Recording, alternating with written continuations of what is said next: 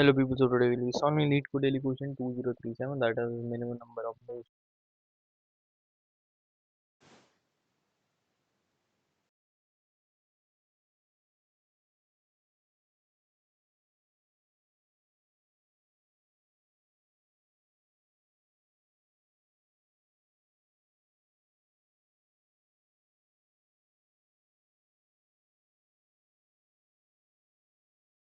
by one, that is moving the I student from a position structures on our example. And we have to return the minimum number of moves required to move each student to a seat so that no two students are in the same seat.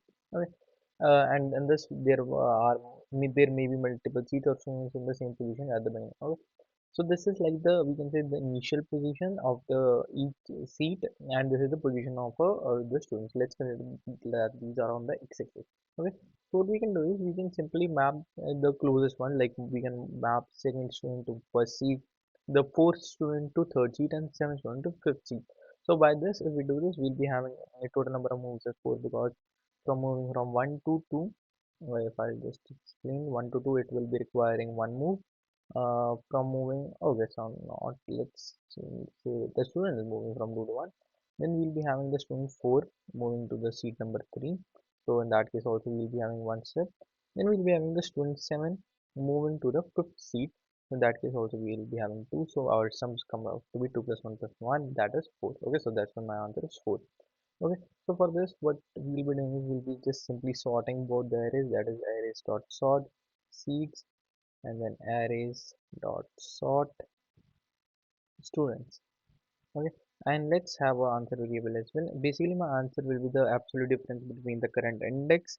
Okay, so that for int I equal to 0, I less than seats dot length I plus plus, and then we'll be having answer plus equal to seats sorry absolute value of seats I minus students I, and we'll be just returning the answer. Okay, so now let's give it a run. Yeah, and it gets accepted. Now let's submit it, and it works perfectly fine. Okay, oh, so this is something new. Okay, so yeah, I'm surprised as well. Okay, so this is it for today. Thank you for watching.